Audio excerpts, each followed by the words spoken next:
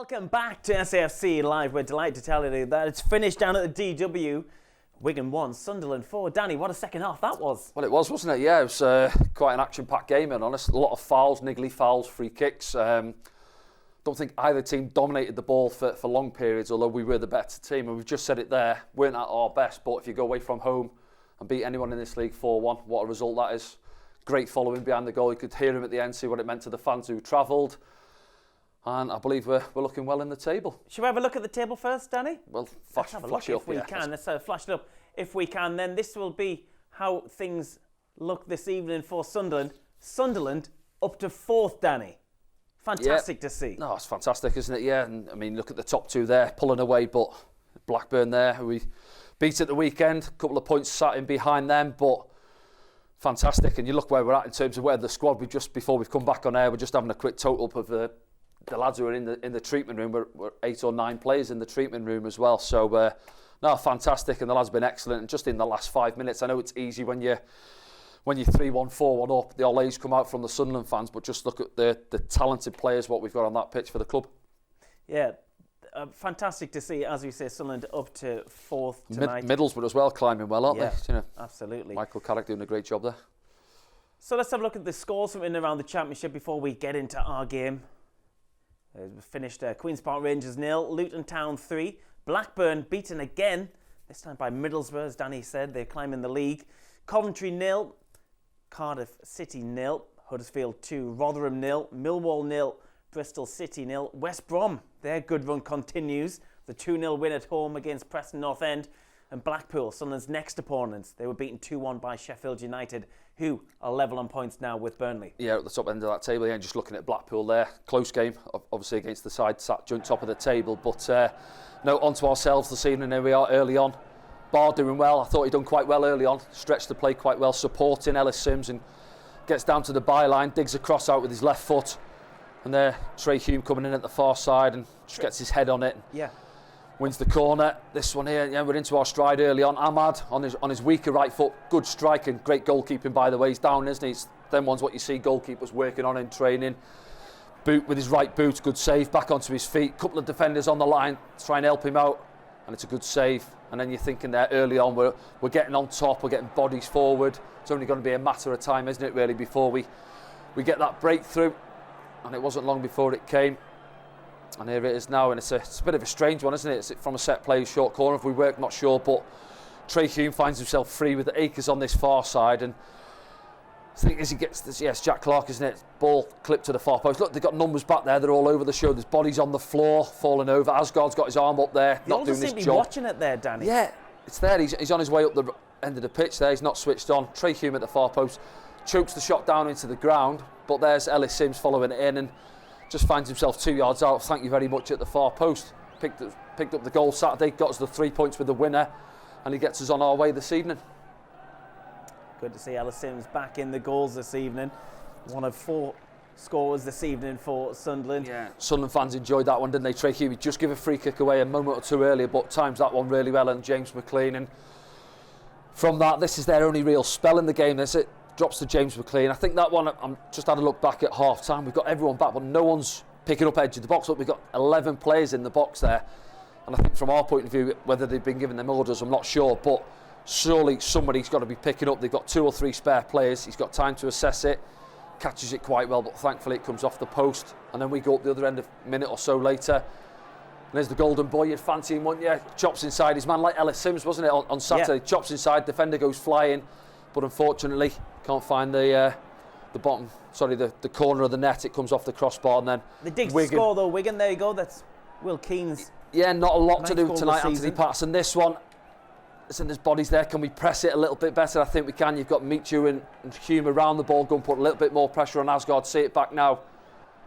Here, go and press him. Go and press him. So turn our back on it a little bit. And Anthony Patterson's down there as it wobbled on him a little bit. I think he'd be disappointed that he hasn't pushed it maybe five yards wider to this right hand side, but from their point of view, it's good striker play, isn't it? From Keane, follows it up well and tucks it away, and then right on half time, this one just thinking they're getting him behind, but he's just a yard or 2 offside.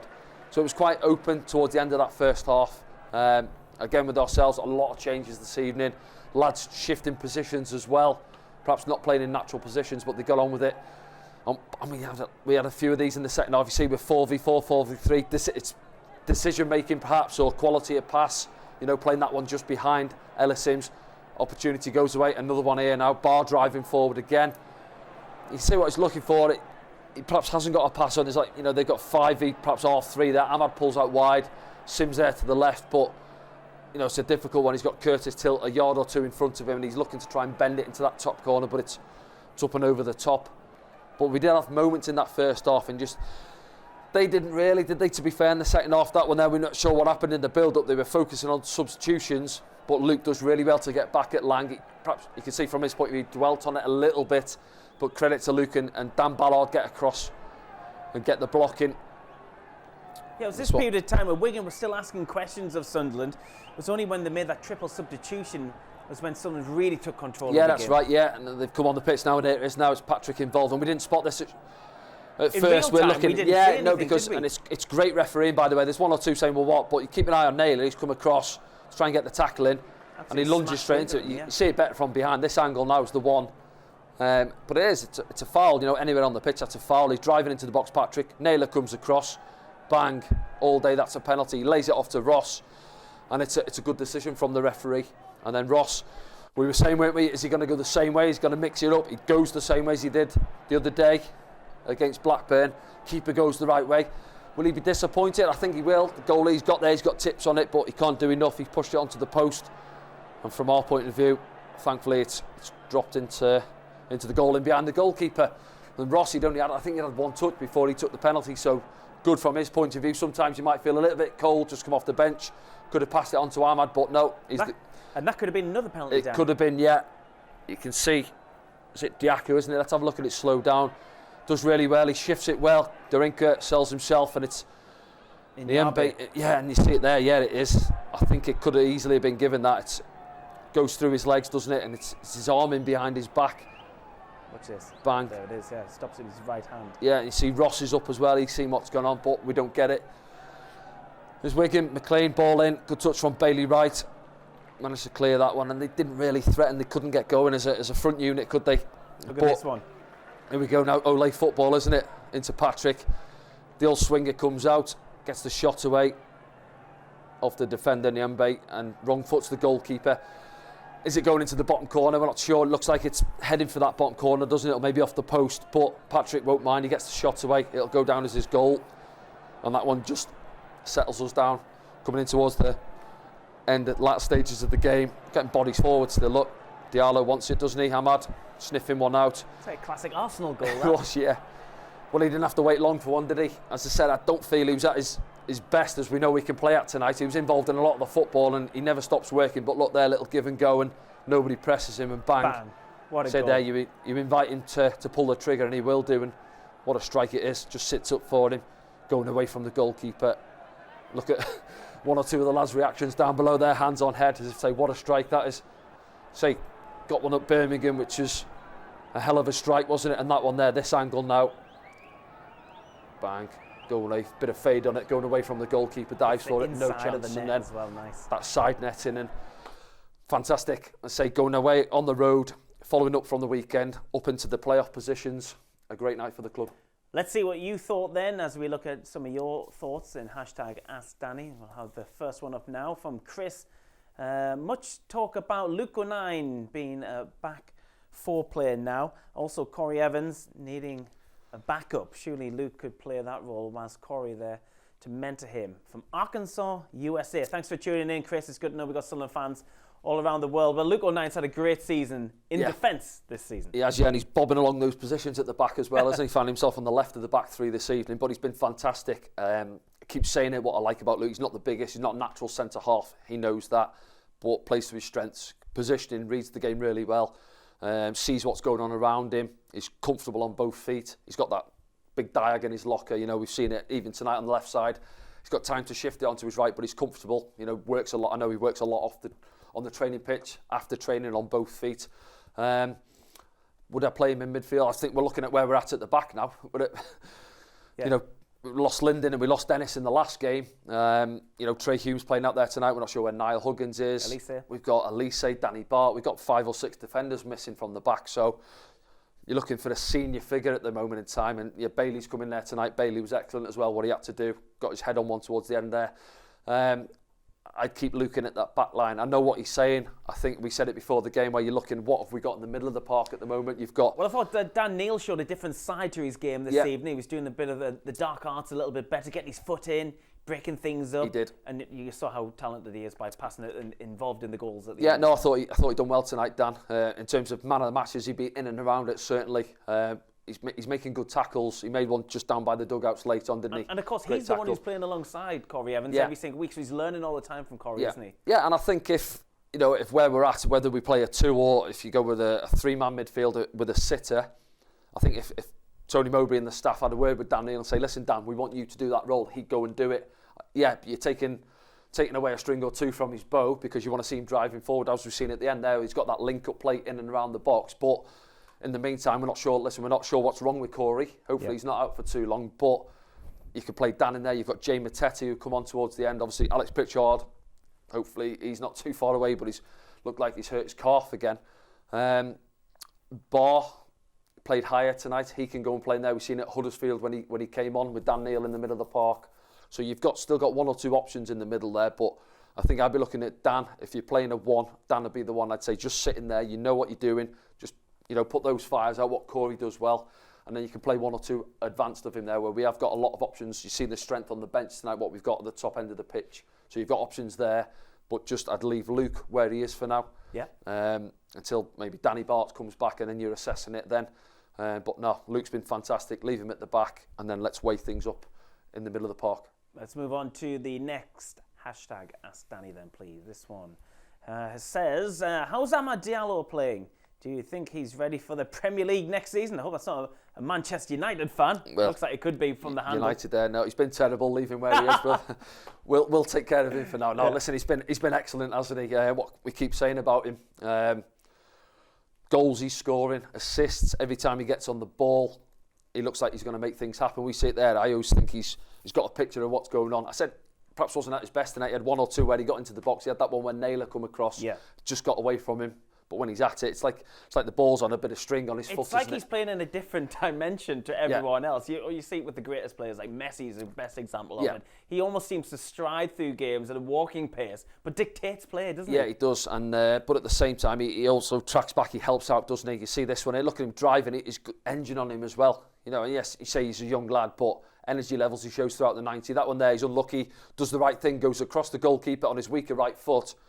And pulls the trigger. And that's what you want from him. Barr frustrated with the follow-up there. He thought he had his first goal for the club, I think. You see it back. But he's an absolute threat. He must be a nightmare. I'd hate to play against him. If I'm playing left back or left centre half, for one, it's a nightmare when you've got someone playing on the opposite side because you know they want to come inside you, but he's that quick. Him and Patrick are similar when they get around the edge of the 18-yard box where you know that what they want to do. There, look, James McLean there, he's had to pay to get back in. Can't put the brakes on him. And Amad's just chopped inside him. Unfortunately, comes back off the crossbar. He has this really great centre of gravity as well. Something like a Sergio Aguero or someone like that, where it almost seems you can't push him off the ball. Well, even that one there, right? So see that there, people think, but just the awareness. He's got to chop into it to dink it. He's got 2 men there. He knows he can't play it on the floor, and he's had to just chop into the ball to pop it over the top of them. Wow. And he keeps on going. He keeps going for 90 minutes. Absolute joy to have out there.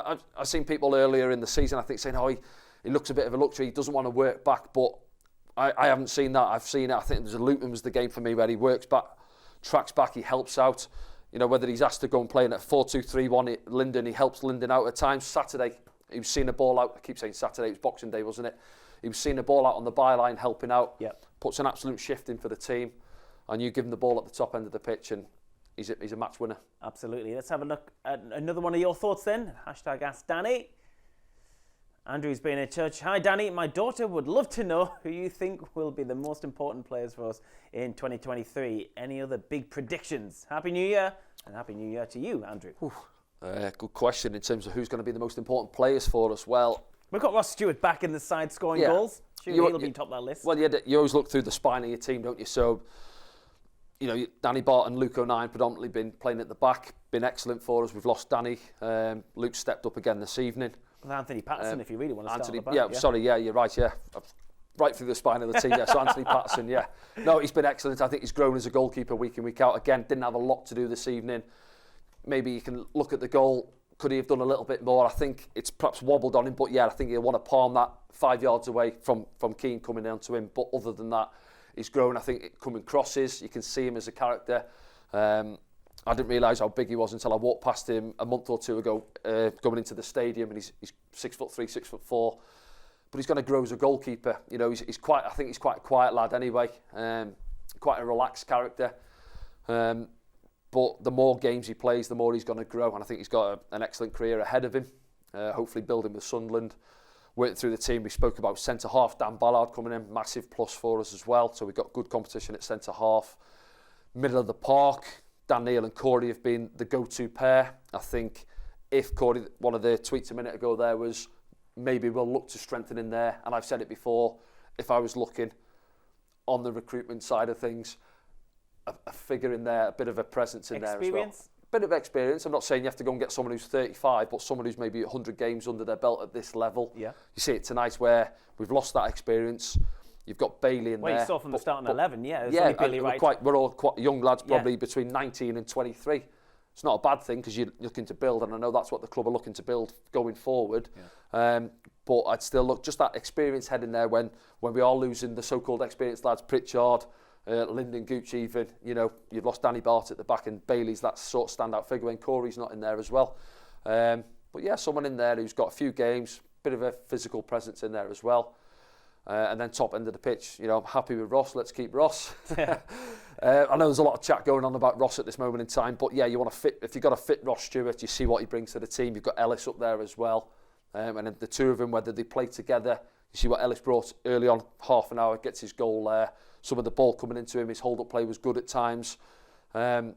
So it's a good core of a squad, and the table's showing that at this moment in time. We're over halfway through the season now, so we always say, 5-10 games in, the table's sorting itself, but it's sorting itself out now. I know it's really tight there below us, and the top two are perhaps getting a bit of a space there, but I'm sure the club are going to be looking.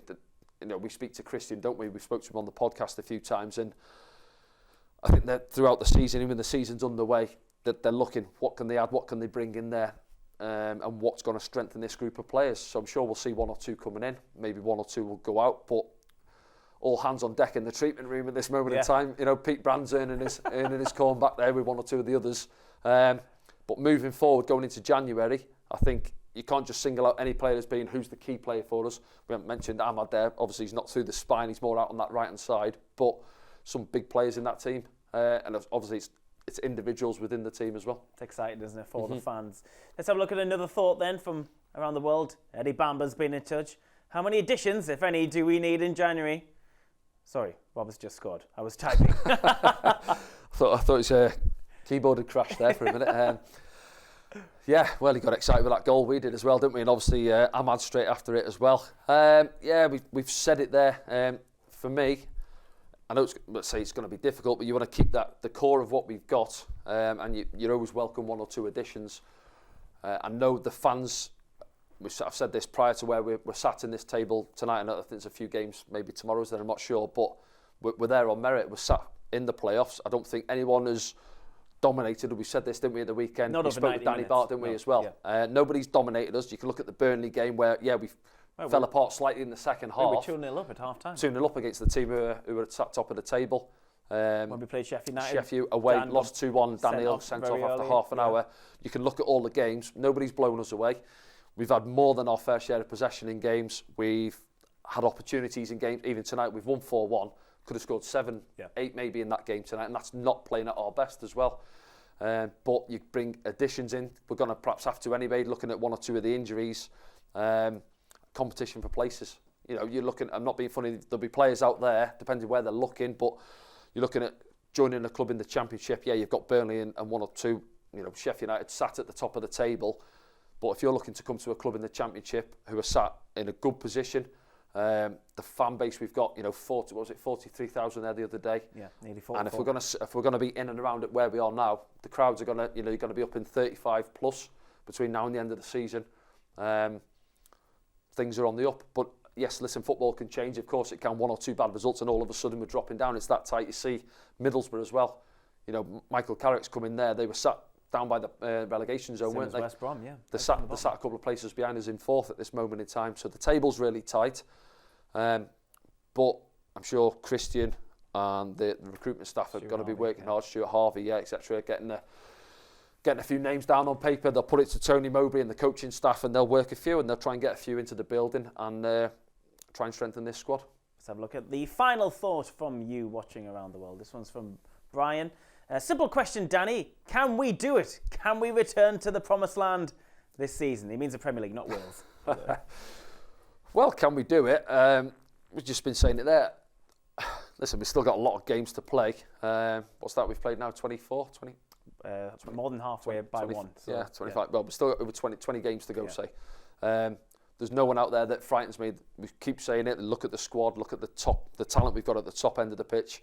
We keep the back door quiet, and we've been pretty solid, to be fair. Don't see why we can't compete between now and the end of the season. There's going to be ups, there's going to be downs.